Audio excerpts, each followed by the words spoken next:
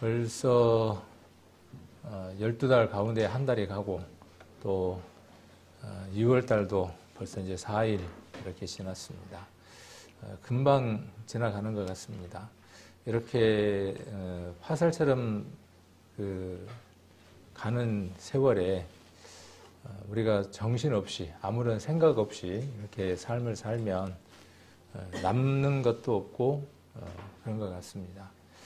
예전에 제가 누군가에게 그렇게 한번 어디에서 물어본 적이 있는데 중요한 일을 먼저 하십니까? 급한 일을 먼저 하십니까? 여러분들은 중요한 일을 먼저 하시나요? 급한 일을 먼저 하시나요? 대답이 별로 안 나오나요? 대부분 급한 일을 먼저 하죠. 그래서 급한 불을 계속 끄다 보니까 급한 일 하다가 시간이 다 가버립니다.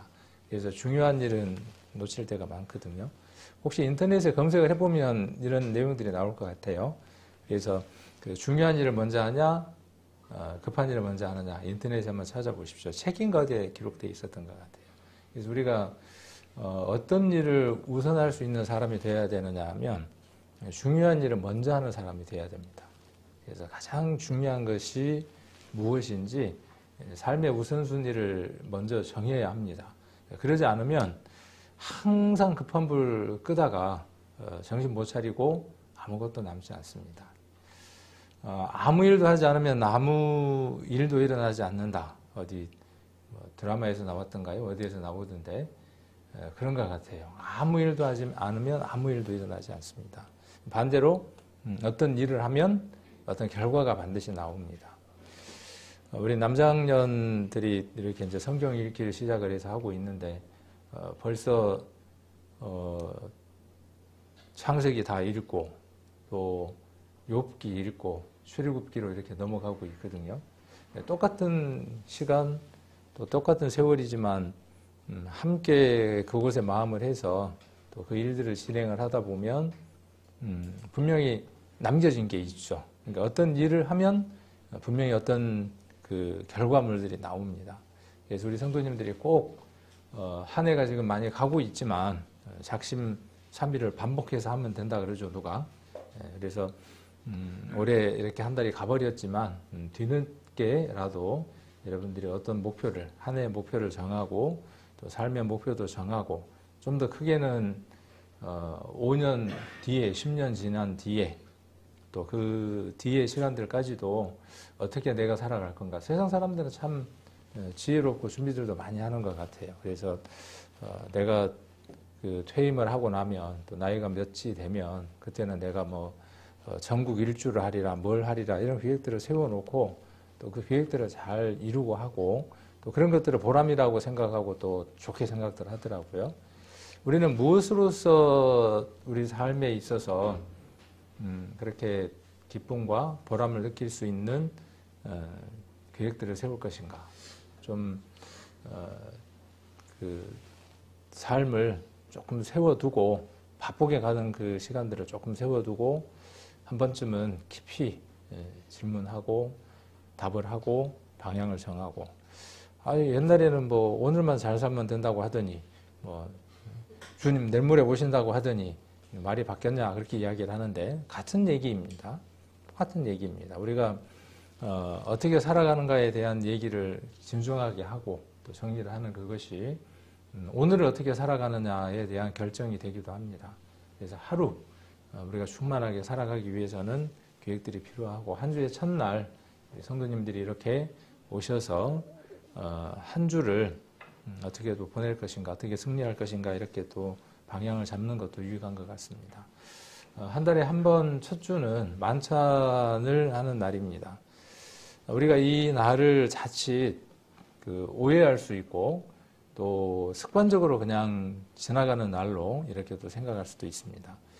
이 날만 만찬을 하는 날로 또 생각을 할 수도 있습니다. 근데 실은 이것이 어떻게 이루어져야 하느냐 하면 매일의 삶 안에 이것이 이루어져야 하는 것입니다. 떡과 포도주를 먹고 마시는 것. 우리가 오늘 만찬 내식을 행할 것이죠. 그래서 떡과 포도주를 먹고 마시는 이 일들이 우리의 그 매 순간의 삶이 되어져서 우리에게 양식과 음료가 되어져서 우리를 영적으로 풍성하게 하고 건강하게 해서 하나님의 일을 하는 데에 적합한 사람이 되는 것이 어쩌면 우리가 한 달에 한 번 이 일을 하는 의미이기도 합니다.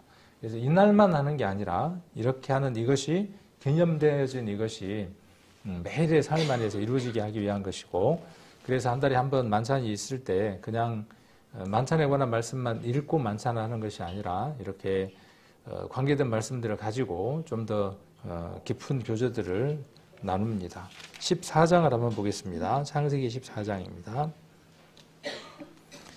이 말씀은 이전에 한번 또 드렸던 말씀이기도 합니다. 그런데 오늘은 14장 18절부터 20절까지의 말씀을 같이 좀 나눠보려고 합니다. 같이 한번 읽어보겠습니다. 14장 18절로 20절 같이 한번 읽겠습니다. 살렘 왕 멜기세덱이 떡과 포도주를 가지고 나왔으니 그는 지극히 높으신 하나님의 제사장이었더라. 그가 아브라함에게 축복하여 가로되 천지의 주제시요 지극히 높으신 하나님이여 아브라함에게 복을 주옵소서. 너희 대적을 내 손에 붙이신 지극히 높으신 하나님을 찬송할지로다 하매 아브라함이 그 얻은 것에서 10분의 1을 멜기세덱에게 주었더라. 그래서 오늘 좀 중요한 내용, 떡, 포도주, 오늘 만찬에 관한 것이니까, 그리고 10분의 1 이렇게 제목을 정했습니다. 여기서 보면 그 색깔들을 바꿔서 보면 좀 재미있고 정리가 좀 된다고 말씀을 드렸습니다. 축복이라는 게 뭘까요? 답을 제가 다 적어놨으니까 축복이 뭡니까? 답을 적어놨잖아요. 축복이 뭐냐? 축복이 뭐냐면 복을 주옵소서 하는 게 축복이에요. 그렇죠? 그러면 복을 주실 수 있는 분은 누구이십니까? 하나님. 그러니까 하나님은 하나님 위에 더 높은 분이 계셔서 복을 빌 수 있는 분이 아니죠. 그러니까 하나님에게 축복해 주시옵소서 이렇게 말하는 기도는 잘못된 기도라고 우리가 언어를 통해서 한번 정리한 적이 있죠. 기도할 때 우리 하나님 축복해 주세요 라고 이렇게 하는 기도는 틀린 것이다 그랬죠. 왜? 하나님 위에 더 높은 분이 계셔서 그분에게 복을 빌 대상이 없기 때문에, 하나님은 복을 주시는 자체이니까. 그래서 우리가 축복이라는 말을 어떻게 쓸 수 있냐 하면 누구누구를 축복합니다 이렇게 쓸 수 있다라고 우리가 말을 한번 바꾼 적이 있죠. 뭐 그 의미를 알면 내용이야 뭐 크게 문제가 안 되지만은, 그래서 우리가 축복이라는 말은 어떤 뜻이냐 하면 복을 달라고 하는 것이죠. 복을 비는 것이죠. 자, 그래서 여기 누가 나오느냐 하면 축복이라는 말을 한번 정리를 했고, 그 다음에 복을 주옵소서 하는 것이 그 축복이라는 말의 뜻이다 이렇게 이해를 할 수 있고, 여기 보면 누가 나오느냐 하면 잘 알고 우리가 여러 번 들었던 말씀이기도 합니다. 살렘 왕이라 그랬어요. 살렘 왕. 살렘 왕이 어디 왕입니까? 거기. 그때 한번 지도 한번 보여드렸죠. 살렘이 어디인지 한번 지도로 보여드렸습니다. 하여간 거기. 근데 지명이나 어떤 장소를 이야기하기보다는 이 안에 담겨져 있는 깊은 어떤 뜻들이 있죠. 살렘은 지금의 어디 장소로 이야기할 수 있느냐 하면 여러분들이 지금 직감하신 대로 예루살렘입니다. 예루살렘이라고 이야기할 수 있어요. 그러니까 살렘이라는 말은 무슨 뜻이죠? 평화 그런 뜻입니다. 평화라는 뜻입니다. 그 다음 멜기세덱은요. 왕이라는 말과 정의, 의라고 하는 두 개의 단어가 합성해서 만들어진 말이 멜기세덱입니다. 우리가 그러니까 히브리어도 많이 알죠. 우리 똑똑한 사람들이에요. 다른 나라 말을 우리가 여러 나라 말을 알고 있거든요. 그래서 이 멜기세덱이라는 말은 의의 왕이라는 겁니다. 의의 왕 그런 뜻입니다. 이게 좀 재밌죠. 이름 자체에서 벌써 무엇을 이야기하고 있냐 하면 평화를 얘기하고 있고 의라고 하는 것을 이야기를 하고 있습니다. 우리는 어느 나라에 다 속해 있습니다.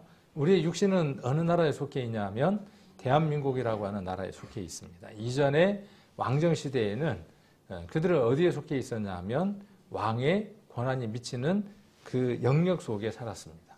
그래서 어느 왕국의 어느 나라의 백성이죠.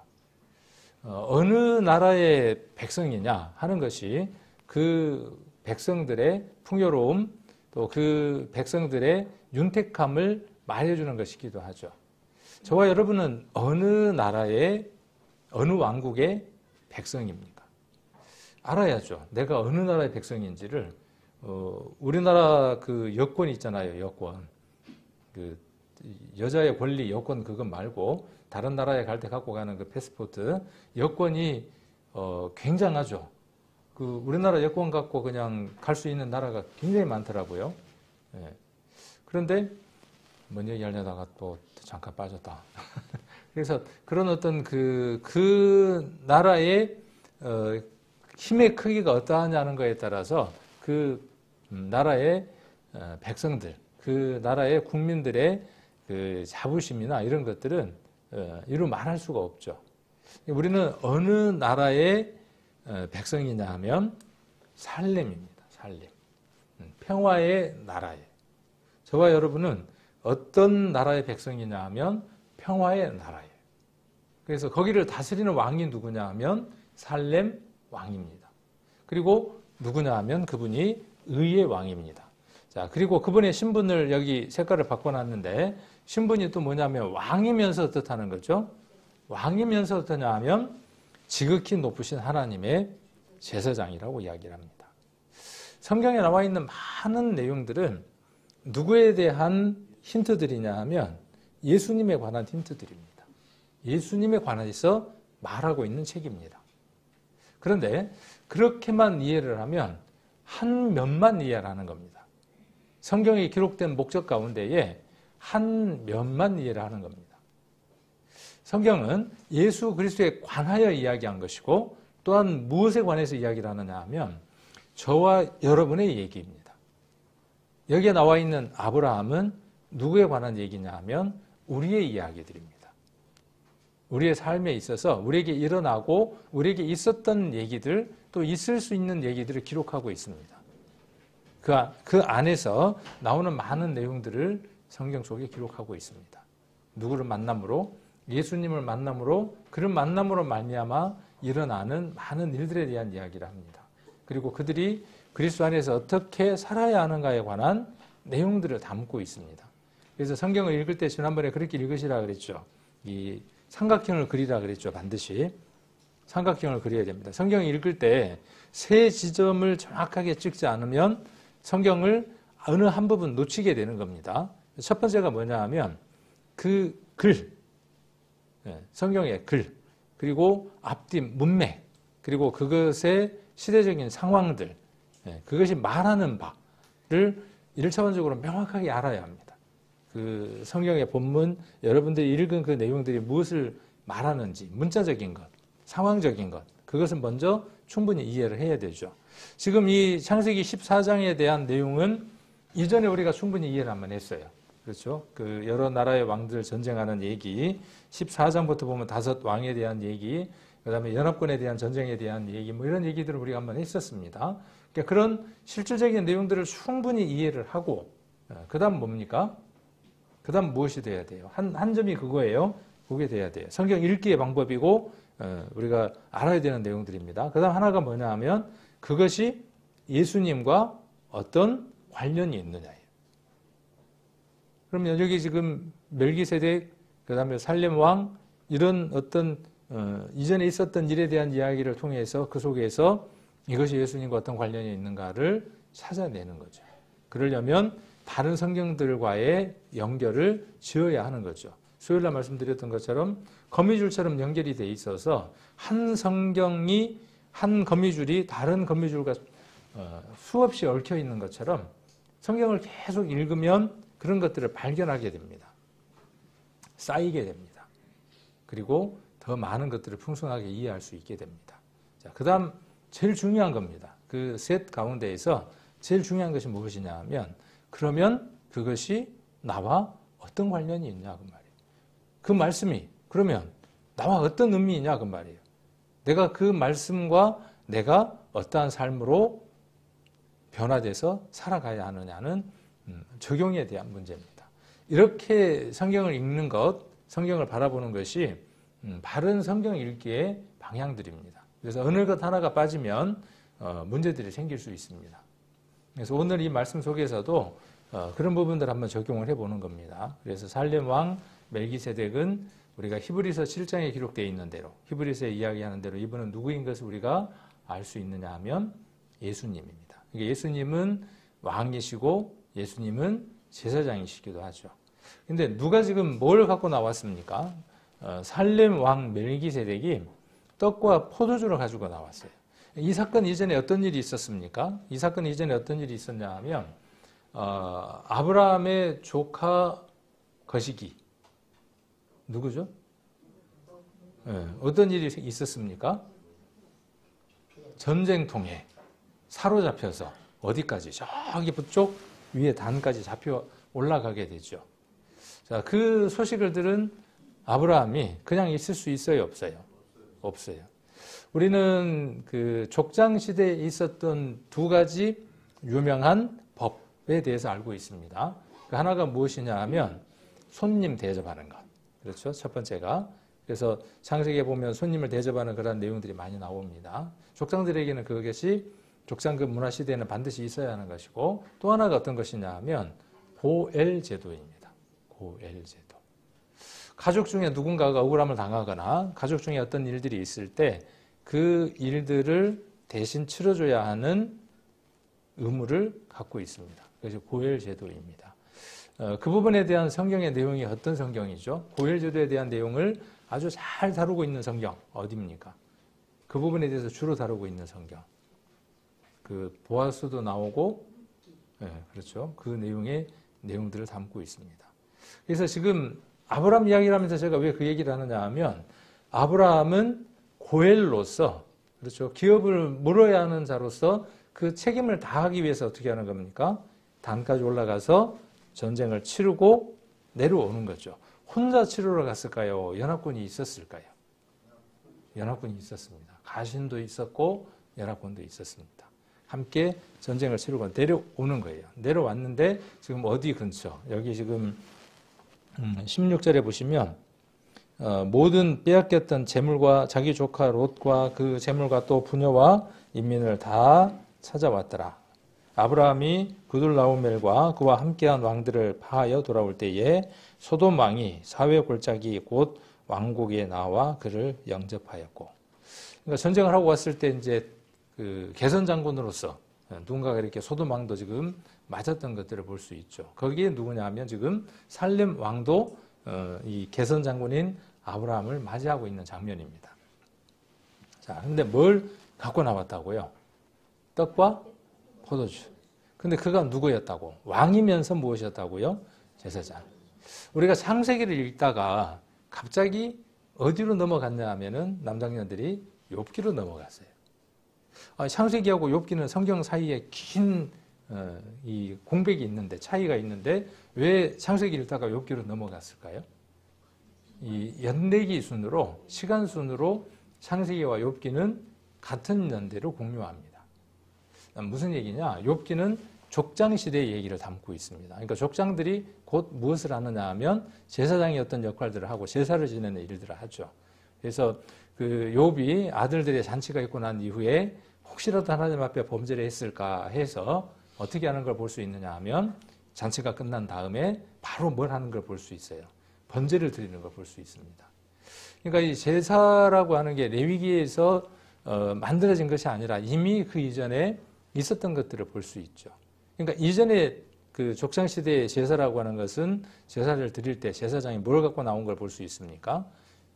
제물을 갖고, 그렇죠? 살아있는 생물을 가지고 그것을 태워서 하나님께 드렸던 제사였던 것이 그 시대의 제사의 방식이었다 그러면, 여기에서 지금 제사의 방법은, 또 제사장이 가지고 나온 제물을 보면, 물품을 보면 전혀 다른 물품을 갖고 나왔다는 것이죠. 무엇을 갖고 나왔냐 하면 떡과 포도주를 가지고 나왔다는 것이죠. 자, 이것은 무엇에 대한 아까 예표라고 말씀을 드렸냐 하면 예수님에 대한 예표라고 말씀을 드렸습니다. 자, 이렇게 살렘 왕이며 멜기세덱인 왕이며 제사장인 한 분이 우리에게 떡과 포도주를 가지고 나올 분이 계시죠. 그분이 누구냐 하면 예수 그리스도라고 하는 것을 우리는 잘 알고 있죠. 자, 그래서 떡과 포도주를 가지고 나온 사람은 여기에서는 멜기세덱이고 또 살렘 왕이지만 우리에게 있어서 아브라함에게 있어서 살렘 왕이고 멜기세덱이지만 우리에게 있어서는 예수 그리스도라고 생각을 해볼 수 있습니다. 그래서 그가 아브라함에게 축복하여 가로되 천지의 주제이시오 지극히 높으신 하나님이여 아브라함에게 복을 주옵소서라고 이야기를 하고 있습니다. 자, 그래서 떡과 포도주라고 하는 것은 우리가 지금 여기에서 떡과 포도주를 먹고 마시잖아요. 그런데 한 달에 한 번 이렇게 하는데 특별한 것이죠. 저 떡과 포도주는 매일 먹는 것이 아니잖아요. 그런데 유대인들에게 있어서 그 시대의 그 환경 속에서 문화 속에서 떡과 포도주는 어떤 것일까요? 우리가 성경 읽기의 방법이니까. 네.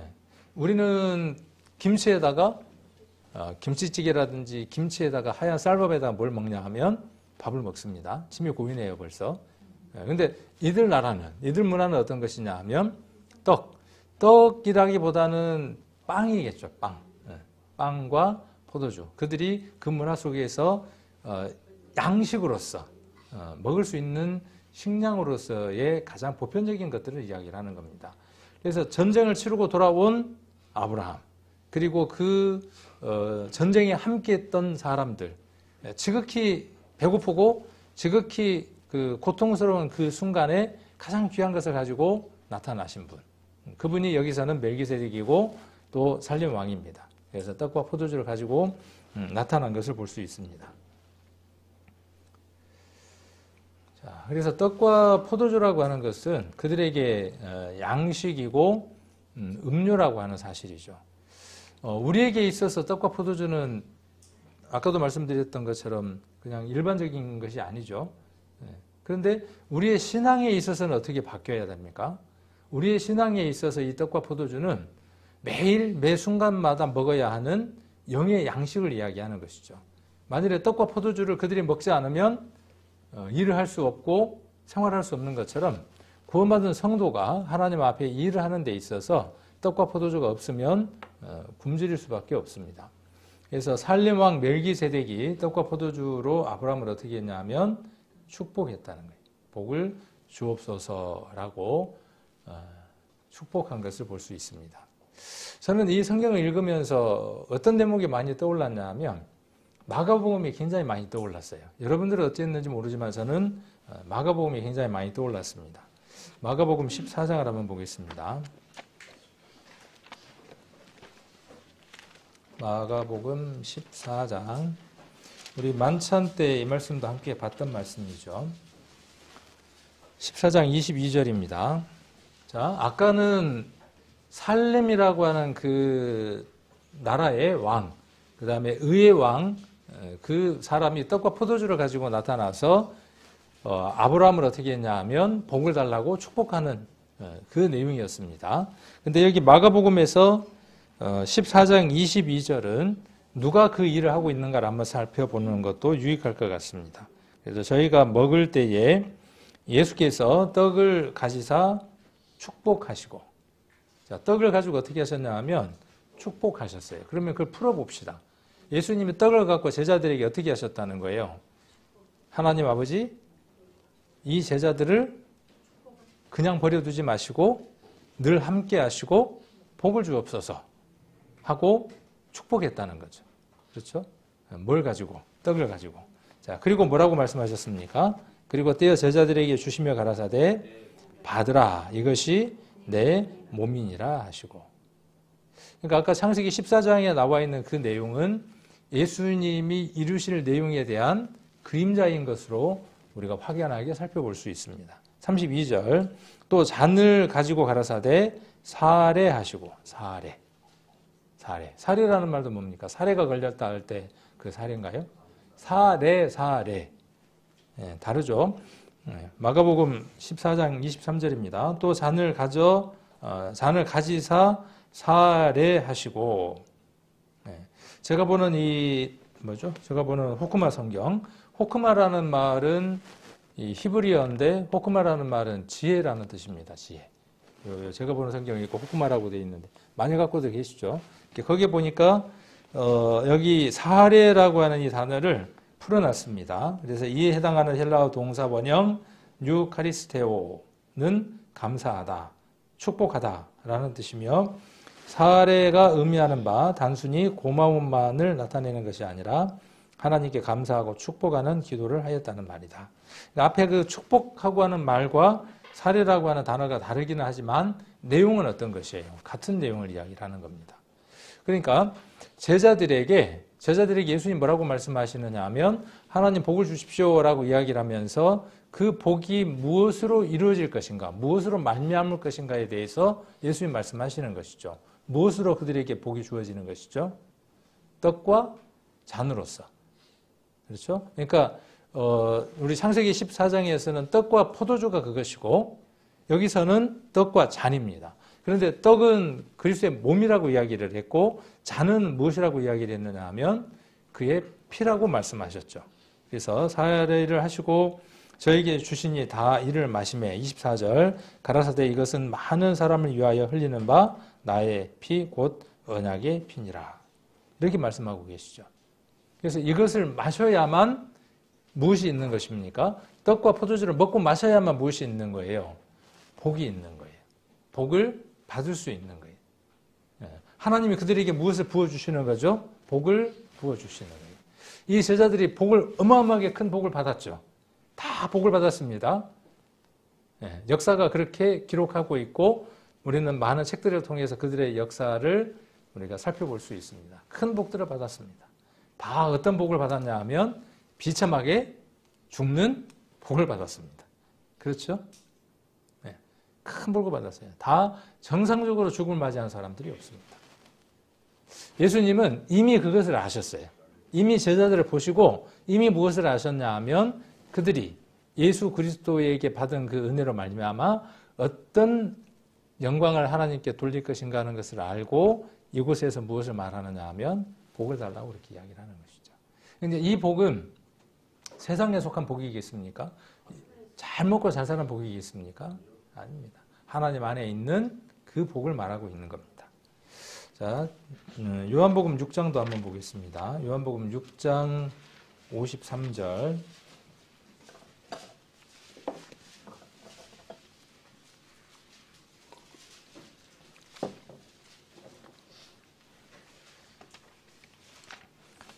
요한복음 6장 53절부터 제가 조금 읽겠습니다.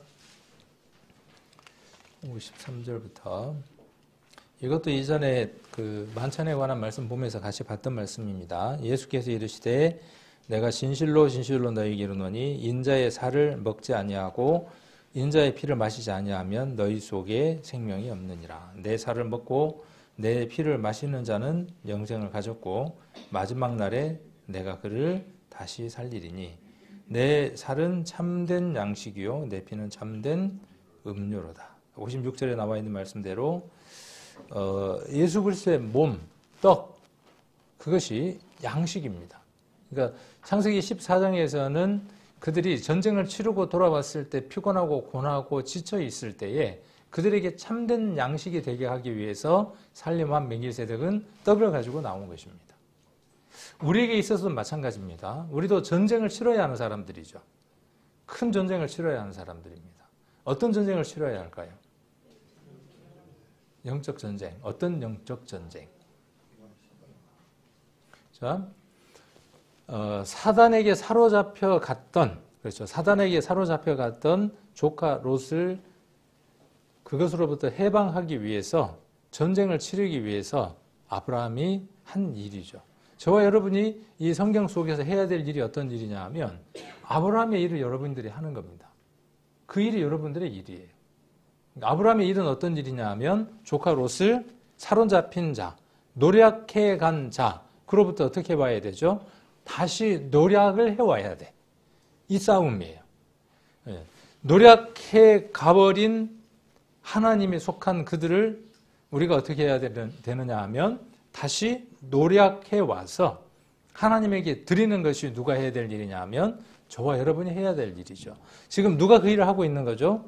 아브라함이 그 일을 하고 있고 그 일을 한 아브라함에게 지쳐있고 피곤한 그에게 양식과 음료가 되게 하기 위해서 살렘 왕 멜기세덱은 떡과 포도주를 갖고 나온 것이고 예수 그리스도는 제자들에게 지금 무엇을 주고 계시는 것이죠? 자기의 몸과 살을 주면서 복을 빌고 있는 것이죠. 오늘 우리는 말씀으로서 무엇을 받느냐 하면 이 떡과 포도주를 먹고 마시면서 그 힘들을 얻는 것이죠. 그래서 내 살은 참된 양식이고 내 피는 참된 음료로다 이렇게 말씀하셨습니다. 자, 여기 마가복음 14장 22절로 24절 이쪽에 색깔을 제가 바꿔두었는데 떡을 가지고 어떻게 하셨냐 하면 축사하셨고 잔을 가지고 어떻게 하셨냐 하면 사례를 하셨습니다. 그래서 우리가 예수 그리스도를 통해서 이러한 부분들을 누리며 살아가는 것이죠. 그러니까 예수님도 오셔서 하신 일이 뭐냐 하면 축복하시고 살해하셨다는 것이죠. 무엇으로서 축복하시고 살해하셨습니까? 자, 멜기세덱은 무엇으로서 아브라함을 축복했습니까? 무엇으로서? 멜기세덱도 떡과 포도주고 예수님도 무엇으로? 떡과 잔을 가지고 제자들을 어떻게 했습니까? 축복하고 살해했습니다. 이것은 우리가 어떤 삶을 살아야 하는가에 대한 그림자로서 보여주시는 겁니다. 에베소서 5장을 한번 보겠습니다. 에베소서 5장. 저기 히터를 좀 꺼주시면 좋겠는데 여기는 완전히 그 사우나예요, 사우나. 웬만하면 참고 하겠는데 제가 여기 막 땀이 흘러요, 땀이. 안 보이시죠, 땀이. 에베소서 5장 한번 보겠습니다. 5장 1절. 자, 그러므로 에베소서 5장 1절. 그러므로 사랑을 입은 자녀같이 너희는 하나님을 본받는 자 되고. 이게 성경을 기록한 목적이 어디에 있냐 하면 성경에 기록되어 있는 이 많은 스토리들이 누구의 얘기가 되게 하는 거냐 하면 저와 여러분의 얘기가 되게 하는 겁니다. 하나님을 본받는 겁니다. 자, 예수님을 본받고 하나님을 본받는 거예요.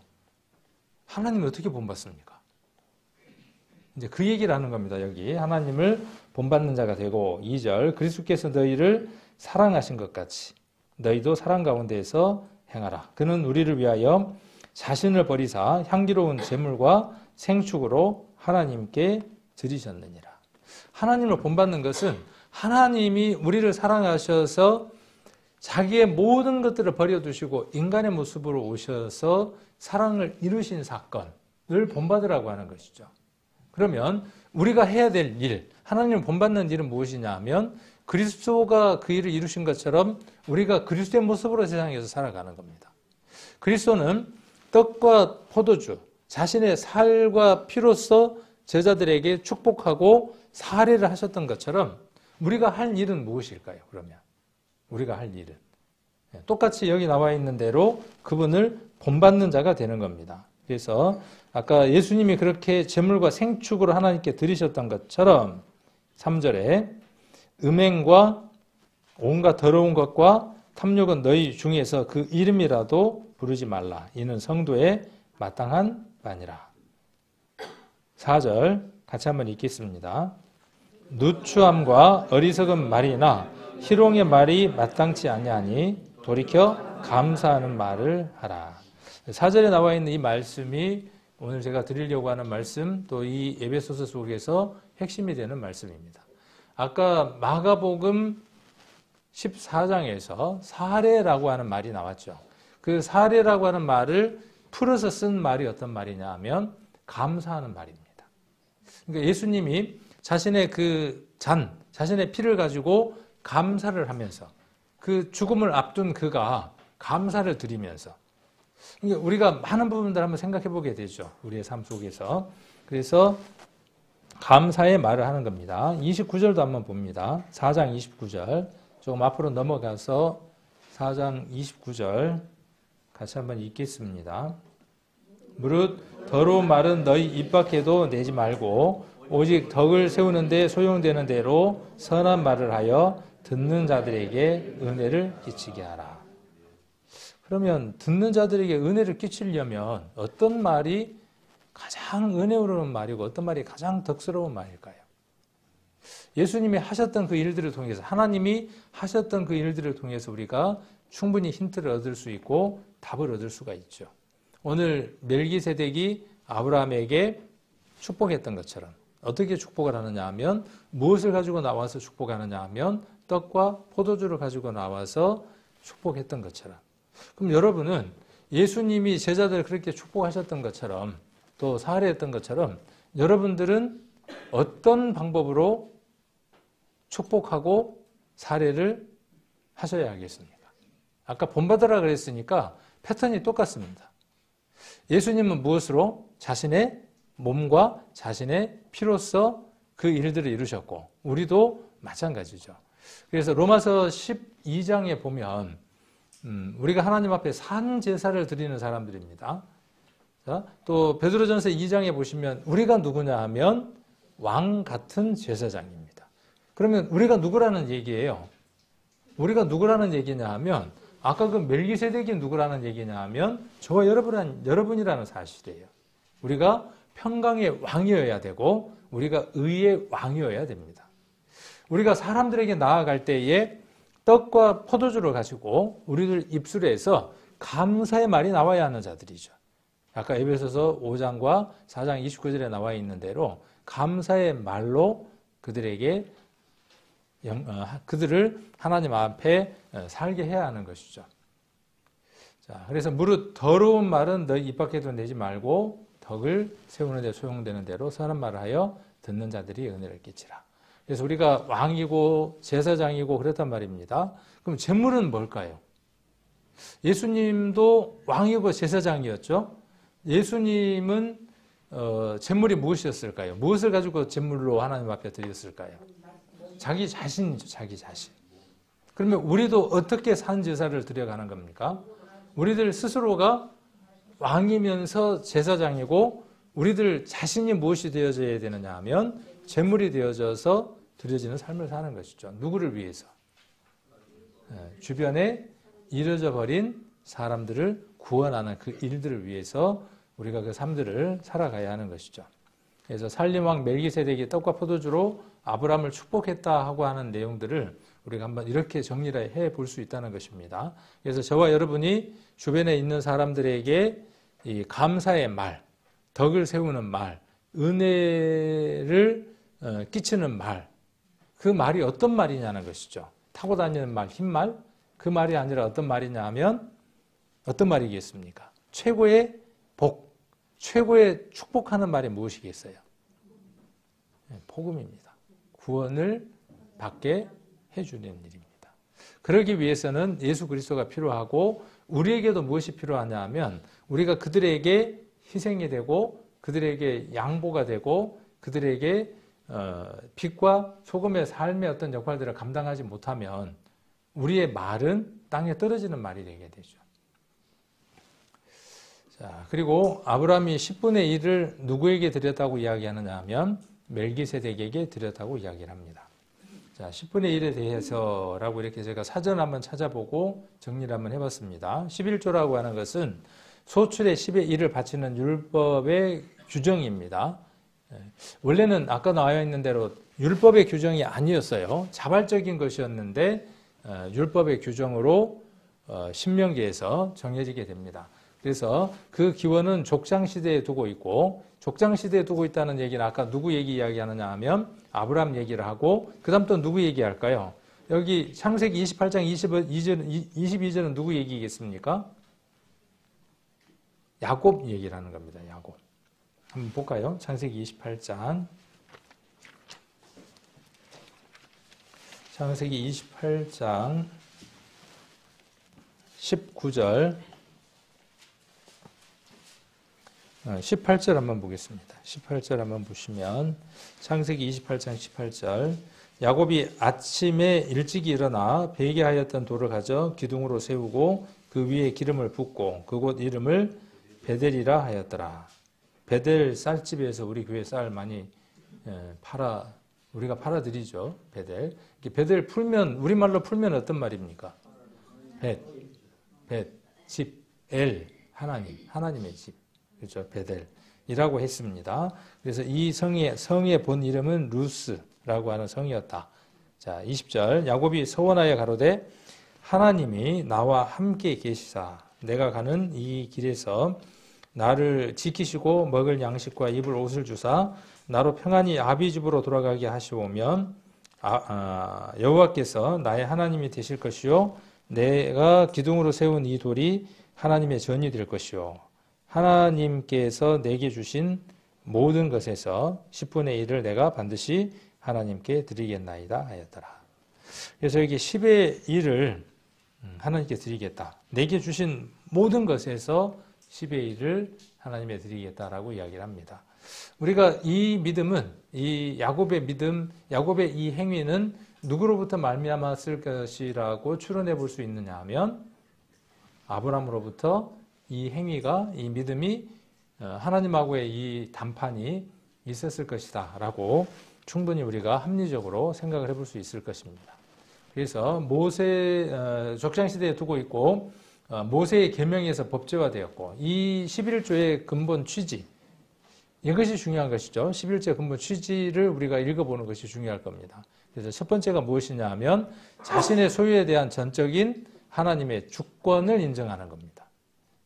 그러니까 10의 1만 하나님의 것이 아니라 전부가 그 전부 10의 1을 포함한 전부가 누구 것이라는 것을 하나님의 주권하에 있다고 하는 것을 인정하는 것으로서 드리는 것이 10의 1이었던 것을 우리가 아브라함의 사건과 또 야곱의 사건을 통해서 알 수 있습니다. 그 다음 또 하나가 어떤 것이냐 하면 이웃사랑, 구제를 위한 것, 그 다음에 또 성전 운영을 위해서 이 10분의 1이라고 하는 제도가 있었던 것을 알 수 있습니다. 그런데 후에 이 바리새인들은 이것을 자발적 사랑의 예물로서가 아닌 강제의 규정으로 고착화시켜서 이것을 통해 유대인됨과 율법 완수자됨의 기준으로 삼았습니다. 그래서 강제의 규정으로 만들었던 것을 볼 수 있습니다. 자, 여기 히브리서 7장을 한번 보겠습니다. 히브리서 7장 10의 1에 관한 얘기가 나왔으니까 이거에 대한 내용들도 한번 조금 살펴보도록 하겠습니다. 히브리서 7장 1절부터 한번 봅니다. 아까 우리가 봤던 말씀들을 이곳에서 잘 풀어놓고 있는 걸 볼 수 있습니다. 7장 1절 이 멜기세덱은 살렘 왕이요 지극히 높으신 하나님의 제사장이라 여러 임금을 쳐서 죽이고 돌아오는 아브라함을 만나 복을 빈자라. 아브라함이 일체 10분의 1을 그에게 나눠주니라. 그 이름을 번역한 즉 첫째 의의 왕이요 또 살렘 왕이요 곧 평강의 왕이요. 우리가 이사야서 9장 6절 잘 아시는 말씀이죠. 이사야서 9장 6절 어떤 말씀인가 기억하시나요? 한 아기를 우리에게 주신 바 되었는데 그의 이름은 하고 쭉 나오면서 평강의 왕, 의의 왕, 기묘, 모사 이런 부분들이 기록되어 있는 걸 볼 수 있죠. 그래서 이분은 누구인 것을 알 수 있느냐 하면 예수님인 것을 알 수 있습니다. 그래서 의의 왕이고 살렘 왕이고 곧 평강의 왕입니다. 3절 아비도 없고 어미도 없고 족보도 없고 시작한 날도 없고 생명의 끝도 없어 하나님의 아들과 방불하여 항상 제사장으로 있느니라. 항상 제사장으로 있느니라. 이게 이제 중요한 내용이 되겠죠. 항상. 자, 4절. 이 사람이 어떻게 높은 것을 생각하라. 조상 아브라함이 노량물 중 좋은 것으로 10분의 1을 저에게 주었느니라. 자, 여기 앞에 보시면 일체 그렇죠. 일체 10분의 1 2절에 보시면 일체 10분의 1이라고 되어 있고 그 다음에 4절에는 무엇이라고 되어져 있냐 하면 노량물 중 좋은 것으로 이렇게 이야기를 하고 있습니다. 그래서 우리가 롯을 노략해 간 그곳으로부터 데려 내려오기 위해서 치렀던 전쟁, 그 전쟁으로부터 얻었던 노략물, 그것으로부터 10의 1을 멜기세덱에게 주었다. 그렇게 이야기를 합니다. 5절. 그래서 이것이 후에 아까 우리가 신명기에 기록되어 있는 대로, 레위기에 기록되어 있는 대로 이제 법제화되어서 11조라고 하는 율법의 내용들이 됩니다. 5절. 레위의 아들들 가운데 제사장의 직분을 받는 자들이 율법을 쫓아 아브라함의 허리에서 난 자라도 자기 형제인 백성에게서 10분의 1을 취하라는 명령을 가졌으나 레위는 이스라엘 사람들이 11조를 한 것에서 무엇을 받는다고 되어 있죠? 레위는 10의 1을 받는 사람들이 레위입니다. 그렇죠. 레위는 제사장의 직분의 일을 하니까 특별히 어떤 생활할 수 있는 금전적인 것들이 없으니까 이스라엘이 10의 1을 한 것에 대한 10의 1을 누가 받느냐 하면 레위가 받는다. 이렇게 이야기를 합니다. 그리고 6절에 레위 족보에 들지 아니한 멜기세덱은 아브라함에게서 10분의 1을 취하고 그 약속 얻은 자를 위하여 복을 빌었나니 7절 패 일어나고 낮은 자가 높은 자에게 복빔을 받느니라. 당연한 얘기죠. 자, 8절 보시면 또 여기는 그랬어요. 또 여기는 죽을 자들이 10분의 1을 받으나 여기는 어디일까요? 여기는 죽을 자들이 10분의 1을 받으나 여기는 어디예요? 율법의 계명 아래에 있는 여기를 이야기를 하는 거죠. 그래서 죽을 자들이 10분의 1을 받습니다. 그러나 저기는 어디예요? 저기는 어디를 이야기하느냐 하면 6절을 이야기를 하는 것이죠. 앞에 여기는 어디를 이야기하느냐 하면 5절을 이야기를 하는 것이고 지금 6절은 저기가 되는 거죠. 그래서 저기는 산다고 증거를 얻은 자가 받았죠.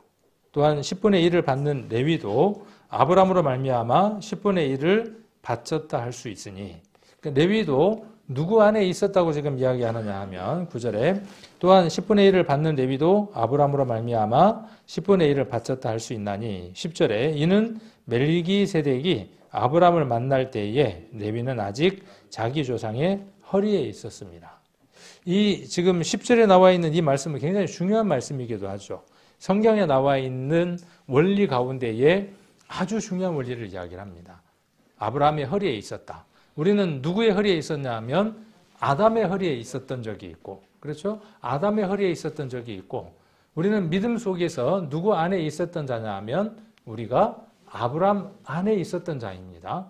저와 여러분은 아브라함 안에 있었던 자예요. 누가 그랬던 것처럼 레위가 아브라함 안에 있어서 아브라함이 멜기세덱에게 10의 1을 드렸을 때에 레위가 함께 바친 것이다. 그렇게 이야기하고 있는 것처럼 우리도 동일하게 이 말씀들을 어떻게 적용을 해볼 수 있느냐 하면 우리도 아브라함 안에 있어서 10의 1을 드린 자들이 된 것이죠.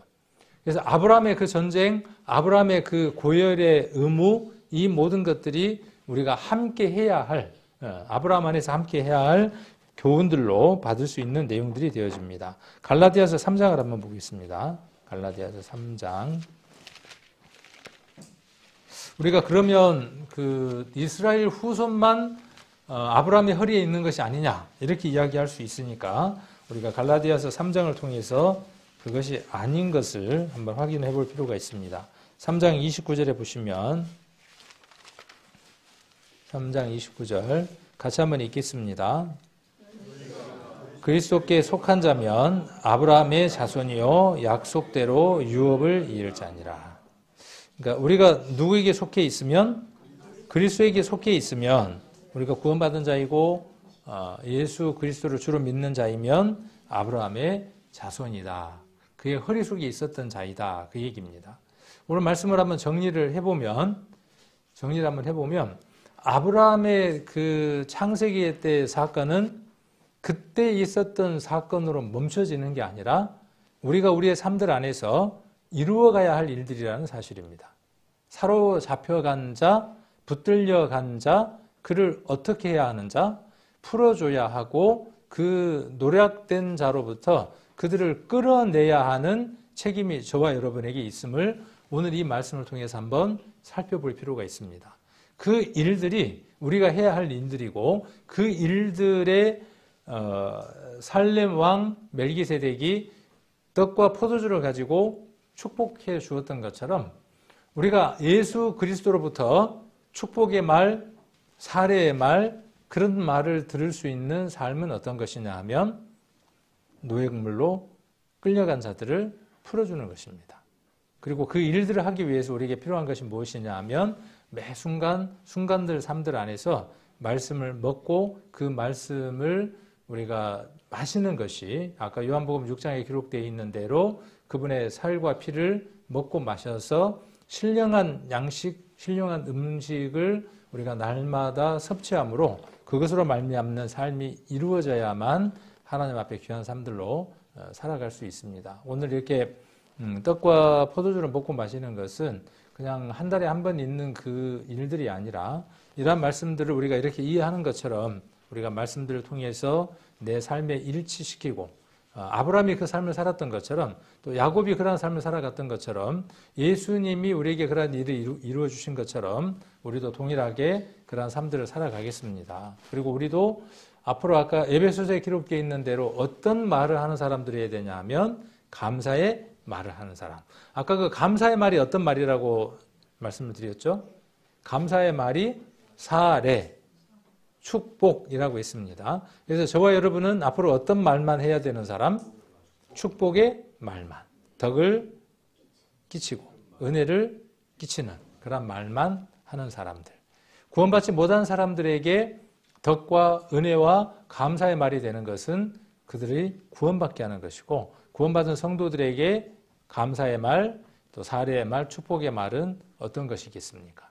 오늘 그런 부분들을 우리가 떡과 포도주를 먹고 마시면서 한번 깊이 생각을 해보고 또 말씀들을 통해서 영의 양식을 채우는 그런 삶들을 살아가겠습니다라고 이렇게 다짐하시면서 떡과 포도주를 먹고 마시는 그런 시간들이 되시기를 원합니다.